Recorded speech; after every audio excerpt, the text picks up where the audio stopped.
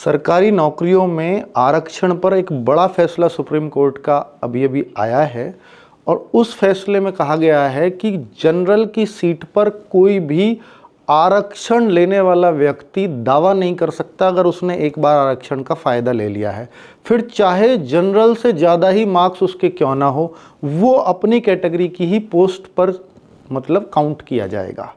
तो मेरे भाई ये फैसला किस तरह से है आप देखिए। एक हाई कोर्ट का फैसला था, कर्नाटक हाई कोर्ट का, उसमें एक साथी ने जो आईएफएस जो भारतीय वन सेवा है उसमें वो एससी का कैंडिडेट था, उसने एक केस किया था और वो हाई कोर्ट के फैसले को सुप्रीम कोर्ट ने पलटा है।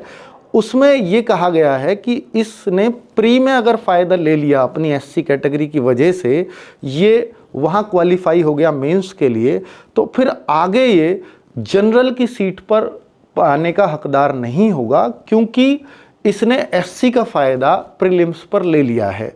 चाहे अब एससी की कट ऑफ ज़्यादा जाए या जनरली कट ऑफ एससी से कम रह जाए, तो फिर ये जनरल की सीट पर काउंट नहीं होगा, अर्थात फिर इसको बाहर होना होगा अगर इसके एससी की कट ऑफ को ये क्रॉस नहीं कर पाता है तो उस तरह का ये फैसला है। यानी एक बार अगर आप आरक्षण ले लेते हैं तो फिर आप जनरल की सीट पर सेलेक्ट होने का दावा नहीं कर सकते। फिर चाहे कितने भी मार्क्स आपके क्यों ना हो, आप अपनी ही कैटेगरी में काउंट किए जाओगे।